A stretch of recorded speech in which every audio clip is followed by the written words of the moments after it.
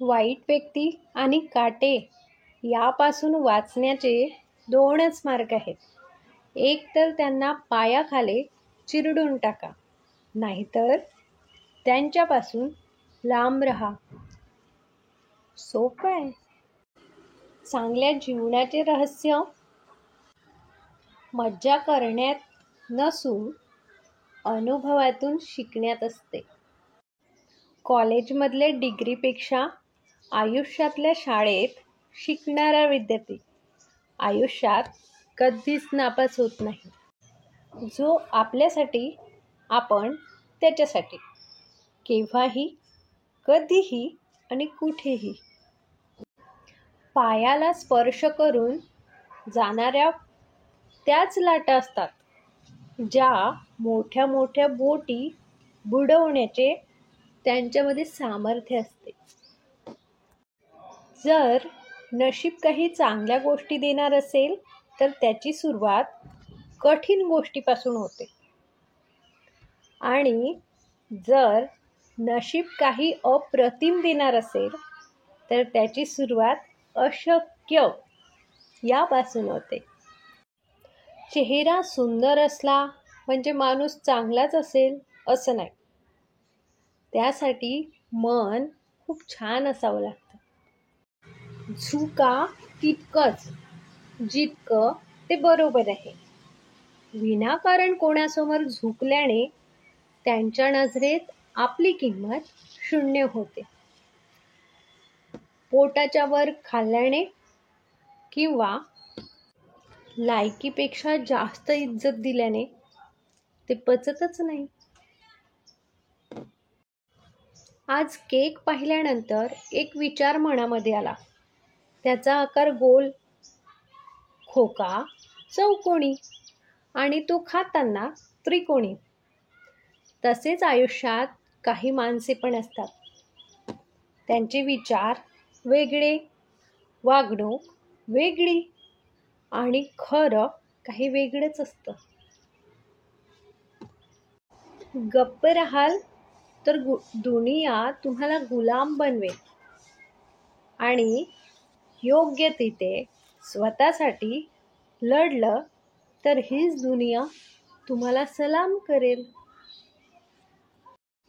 पराभवाने माणूस संपत नाही. ज्यावेळी तो प्रयत्न करणं सोडतो त्यावेळी माणूस संपतो. जेव्हा आपण हारायला आलेलो, पराभव झाला, तेव्हा स्वतःला सांगा की नाही, शर्यत अजून संपलेली नाही, कारण मी अजून जिंकलेलंच नाही. खूप छोटीशी पण खूप खरी अशी एक गोष्ट आहे. ती म्हणजे तुमचा स्वभावच तुमचं भविष्य आहे. जबाबदारी ही कधीच वय पाहून येत नाही, पण जेव्हाही येते तेव्हा खांदे मजबूत बनून जाते. चुकीची लोक त्याच वेळी जिंकतात ज्यावेळी खरी लोक गप्प बसतात. एकदा मनातून उतरलेली व्यक्ती कितीही चांगलं वागू द्या, तरी पण आधीसारखी जागा ती कधीच घेऊ शकत नाही. जर समजल्याने लोक समजून गेली असती तर श्रीकृष्णाने महाभारत होऊच दिले नसते.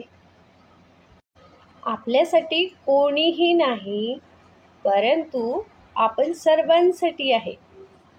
ही गोष्ट आपण फुलाकडून शिकावी. फुलांसाठी कोणीच नसतं, पण फुलं मात्र सगळ्यांसाठी असतात.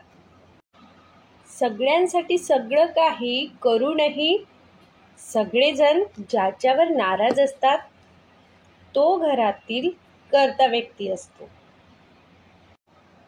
संसाराची झोळी कितीही फाटली असली ना तरी पण जोपर्यंत सुईला धाग्याची साथ आहे तोपर्यंत संसाराचं अस्तित्व टिकून आहे.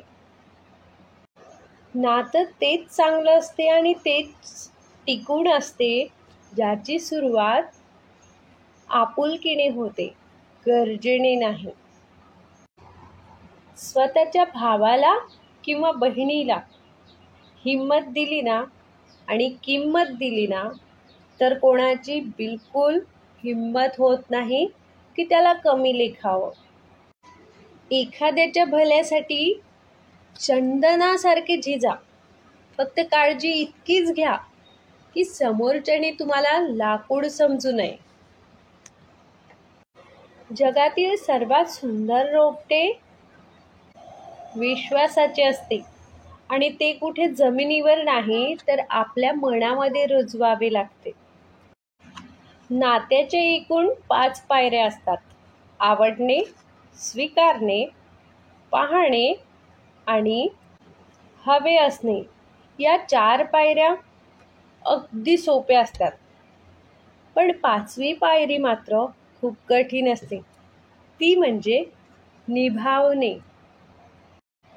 प्रत्येक वेळी एकाच बाजूने विचार करणे, त्यामुळे समोरचा चुकीचाच दिसणार. कधीतरी दोन्ही बाजूने विचार करून बघा, म्हणजे गैरसमज होणारच नाही. कोणताही यशस्वी माणूस कौतुकातून आणि यशातून नाही तर चुका झालेल्या त्या अनुभवांमधून शिकत जातो.